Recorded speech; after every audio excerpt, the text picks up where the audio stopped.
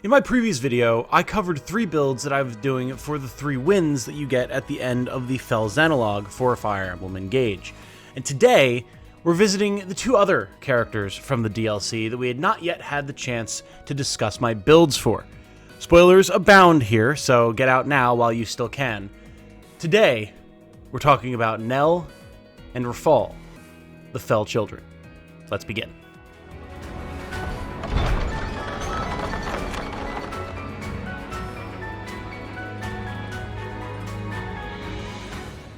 Hello everyone, my name is Tom, otherwise known as Titanium Legman. If you find this video entertaining, educational, just fun in general, please do leave a like, and if you haven't already, do also subscribe. I'm a small creator trying to make a living off of YouTube, and that's tough. So if I get a little bit of extra help from all of y'all by some quick, free actions, that'd be great. Thank you so much. And for those of you who do even more than that, who help support the channel monetarily, as always, it is Friday. So stick around for the supporter thanks at the end of the video. And if you want to join that list of people, there's options on how to do that in the description as well. And with that said, let's move on to discussing Nell and Rafael, the Fell children of the Fell's Analog, who are some of, if not the most unique, buildable characters in Fire Emblem Engage. We're going to talk about why. Because today, we're not just going over my builds for these characters, but I wanted to discuss a little bit of what makes them special and what makes them so interesting to build craft with.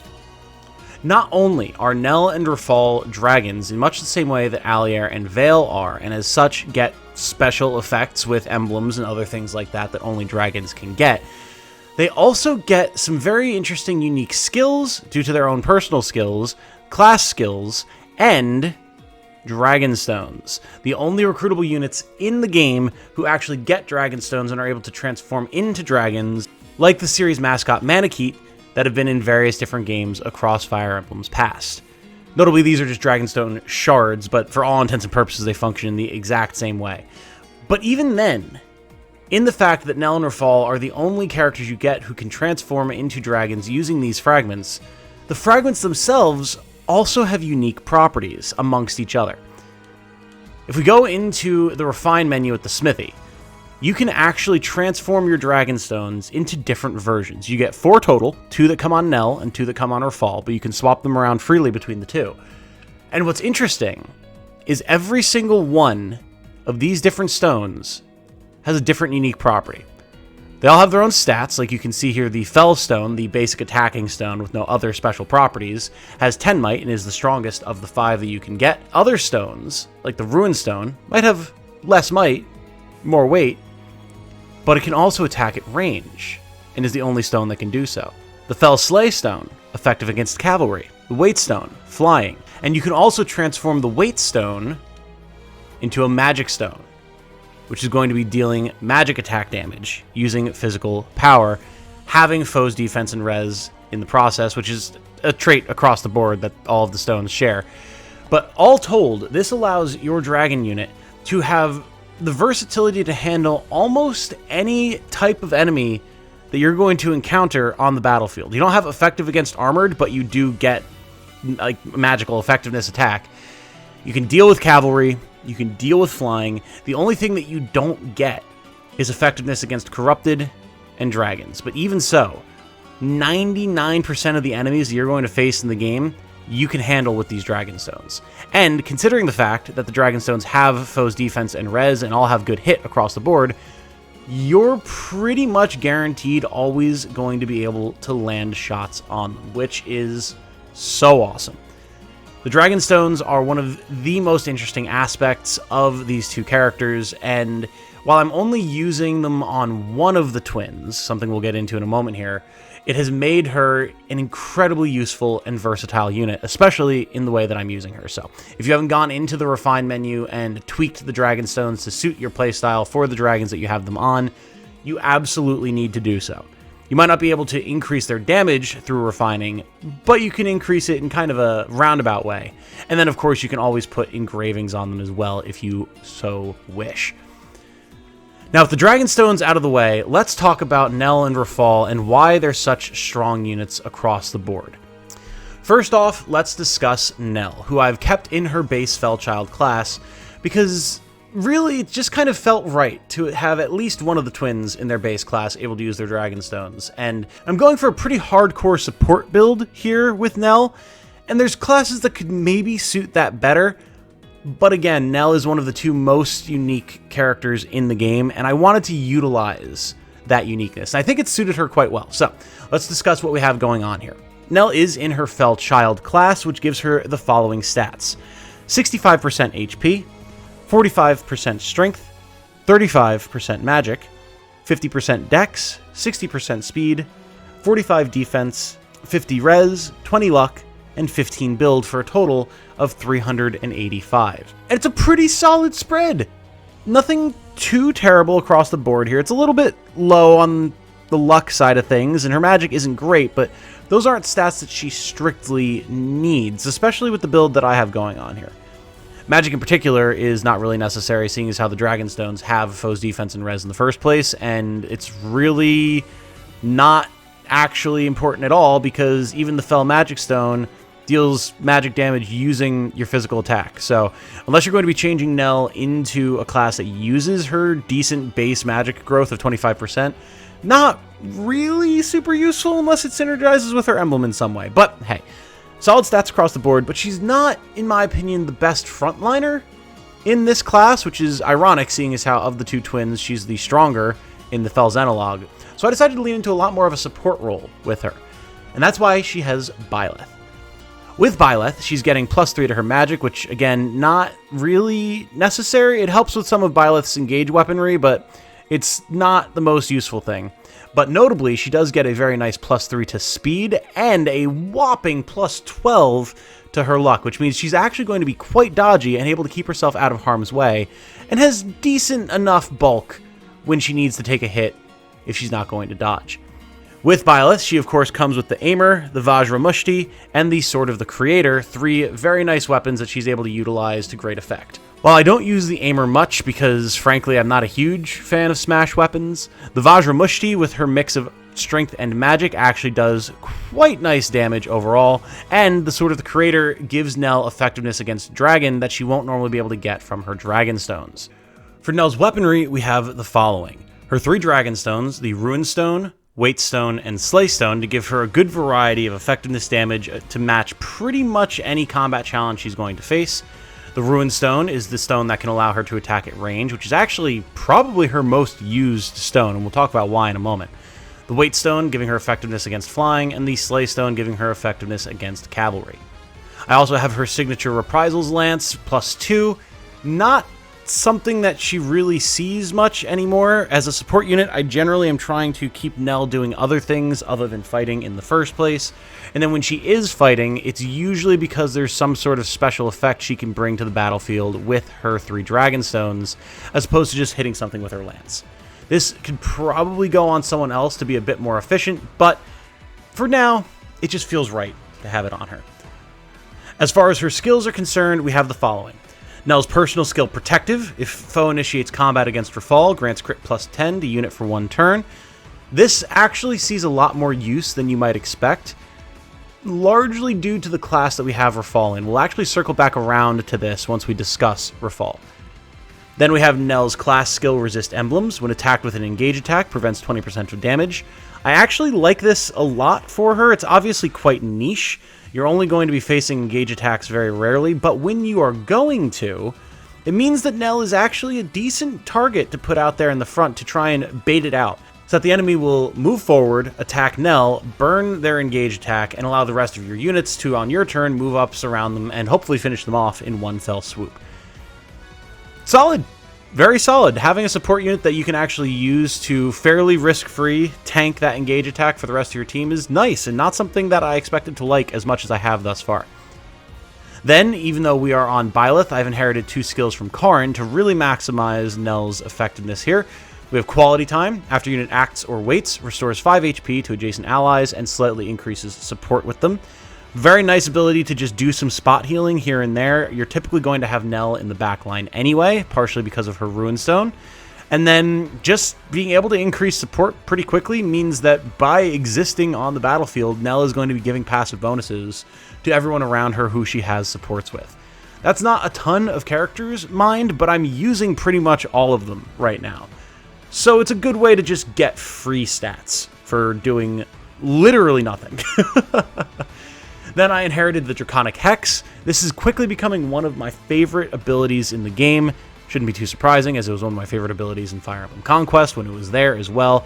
The ability to just hit a unit with -4 to all of their stats for a turn is huge, and it can take a nasty enemy on the battlefield, or even a boss, from terrifying and potentially deadly into manageable, if not easy. Pair this up with the Fell Runestone, so we can attack from range, apply this Draconic Hex. We're still behind our lines where we're safe. It's very, very solid, and it gives Nell a role to play in combat, even when she's not really going to be slaying out compared to her brother or other characters that I'm using. Then we have the bonuses that Byleth brings to the table. Divine Pulse Plus means that we are pretty much never going to miss an attack. Nell is already nicely accurate, with her Dragon Stones being fairly accurate to begin with, and then with Divine Pulse Plus, I can pretty much guarantee that at least Nell is always going to be able to hit her target. And in Maddening, where enemies can be quite dodgy and quite annoying trying to hit them, especially if they're in terrain, this is a nice little bonus. Be able to guarantee that we're going to be hit with our Fell Runestone from range, apply the Draconic Hex. It's going to reduce their dodgeability across the board for the rest of your team. It's pretty good. It's pretty good. Then, of course, we have Byleth's Mentorship. Grants 1.2x XP to unit and adjacent allies. Again, we're going to be in the backline anyway, doing supporty roles. We'll be applying healing and support bonuses with quality time. That means the units that are getting this quality time bonus are also getting bonus XP. This is just a great way to grow across the board. And while I at least got Nell in probably the last third of the game, it still helps. And on Maddening, all the XP that you can get is massively beneficial. So, Lost and Found, if unit finishes an action or waits next to an ally, may find an item and increase support with that ally. Again, increasing support, being able to get those bonus stats for other units using Nell and just having her exist on the battlefield is not something I can complain about in the slightest. And then we get to Instruct, which is one of my favorite things with Nell because she is a dragon specifically. Used to grant allies within 2 spaces a stat bonus based on user's type. Bonus lasts for 1 turn. Because Nell is a dragon, we grant +3 to all 7 basic stats. So, with this setup, we can not only be debuffing enemy units, we can also be buffing essentially our entire team. And +3 to all stats, just like -4 to all stats, can be a huge game changer.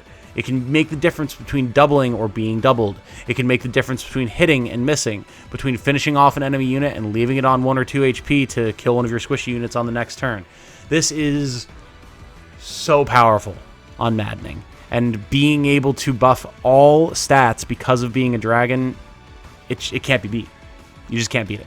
Then, of course, we do get the Goddess Dance, used to grant another action to all adjacent allies, and, because we're a dragon, grants +3 to all targets' basic stats for 1 turn. So when you use your Goddess Dance, you're getting the Instruct bonus, not within the 2 spaces that Instruct normally gives, but still, dancing up to 4 units and also giving them +3 to all their basic stats is kind of nutty, as I'm sure you can imagine. So again, Nell, phenomenal support unit. I've been very, very happy with her in this role. And while there's probably a class that would be statistically superior and more efficient for a pure support role, I do like the unique capabilities that she brings to the table as a support unit with her Dragon Stones. I've been very, very happy with Nell. She's a staple on my team already, and I can definitely see using her in other similar roles in the future, as well as more combat-oriented roles. You could definitely use Nell as a frontliner.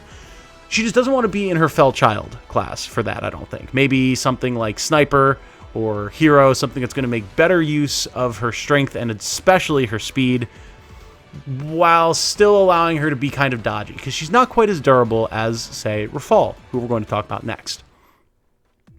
Rafael is the true combat powerhouse of this duo, in contrast to his portrayal in the Fell Xenologue, which if you've played it, then you should know why that is. We won't get into the spoilers of it here, but yeah, he's very, very strong. And of the 2 twins, he's the one that I chose to take out of his Fell Child class to really lean into his strengths. So, I'm using Rafal as a Wyvern Knight, and I have him paired with the Emblem of Rivals, Edelgard, Dimitri, and Claude.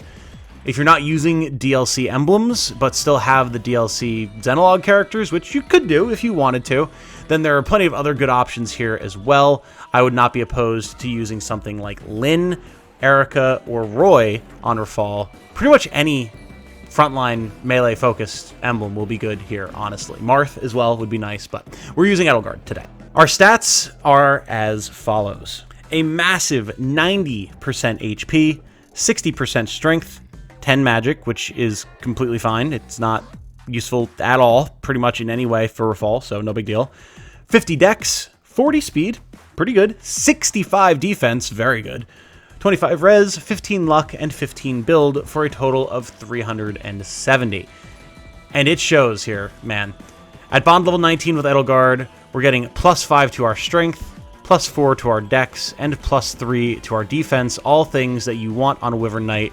But we still have a very respectable 23 base speed, boosted to +2 because of the food that we ate, and just solid stats across the board. I mean, 52 HP, even 15 res, so we're not getting one shot at least. The only thing that's really kind of sad here is Rafal's luck, but that's fine. That's perfectly manageable. For equipment, we have the following. His signature Revanche, which is pretty much the only axe I actually use on him, to be quite honest. It has a good balance of attack and speed, accuracy, and crit. It is refined to +2, so it's getting some bonus stats there. And I have Lucina's engraving on it to help with hit because, you know, axe is kind of inaccurate. Rafal's dex was lower when I first started this build. Maddening enemies, very dodgy. However, this is a crit-focused build, so if I can find the wiggle room for it, I have a lot of crit-based characters, so my crit emblems are kind of all tied up at the moment, but it would be more optimal to have something like, say, Lynn, for the extra crit on this axe. We'll see if I wind up shifting things around, but I often don't need it, which is something we'll get into in a second here. We then, of course, have a hand axe, because you always want to have some sort of ranged option on hand, and a hurricane axe for the rare enemy flying unit that Rafal winds up not being able to just kill with his normal kit. Then, of course, we have Edelgard's normal array of weaponry, really the three house leaders' normal array of weaponry. The Aimer again. Aimer sees a bit more use here on Rafal than it does with Nell and Byleth. Rafal having much higher strength and generally being a bulkier unit means he's happier to be able to take the hit from being hit first for using a smash weapon, but still not my favorite. It's not very accurate, which is a big, big negative on Maddening.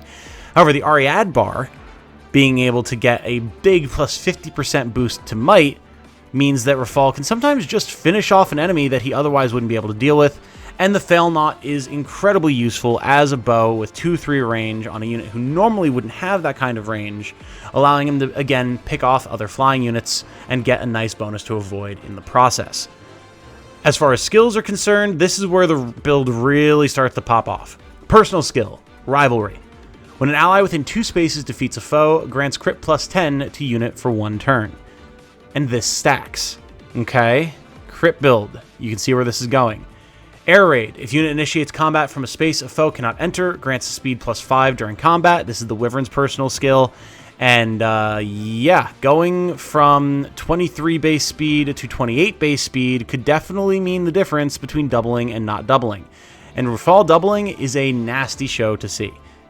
Brute Force, inherited from Emblem Crom. While making a physical attack, critical hits deal increased damage. This changes the formula from ×3 damage to ×4 damage, and in a crit-focused build, that's going to be triggering a lot. And with how bulky some Maddening enemies can be, you actually need that X4 as opposed to X3 more often than you might think.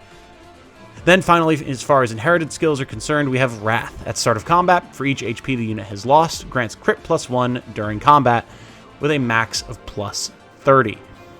This is a frontline focused class. This is a frontline focused build. We've got high defense, relatively not great res, but still manageable, lots of HP.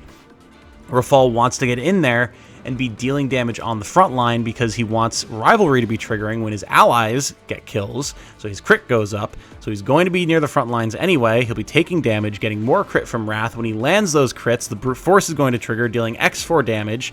The Revanche has higher base crit than most other weapons, you know, outside of like killer weapons and stuff like that.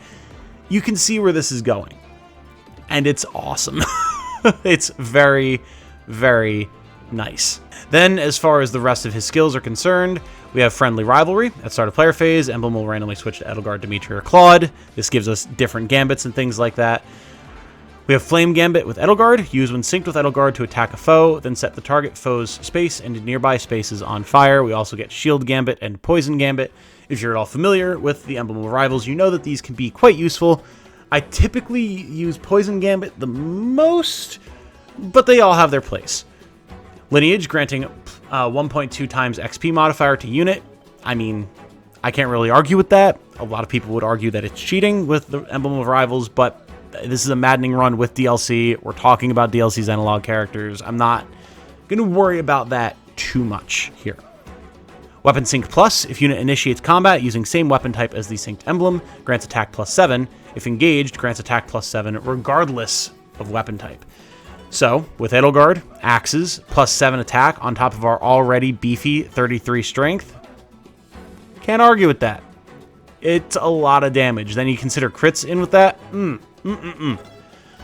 Combat Arts enables use of Edelgard, Dimitri, or Claude's combat art, spends some remaining engage turns. These combat arts, again, unique to the Emblem of Rivals, quite useful where they have their, well, intended use, really. Being able to get an extra turn with Edelgard's combat art, dealing even more damage with Dimitri's, being able to avoid the next ranged attack with Claude's. There's just utility and versatility here, and it makes an otherwise straightforward frontline crit machine in Rafal a little bit more versatile, which is important in Maddening. There's a lot of different challenges that you have to be able to rise to meet.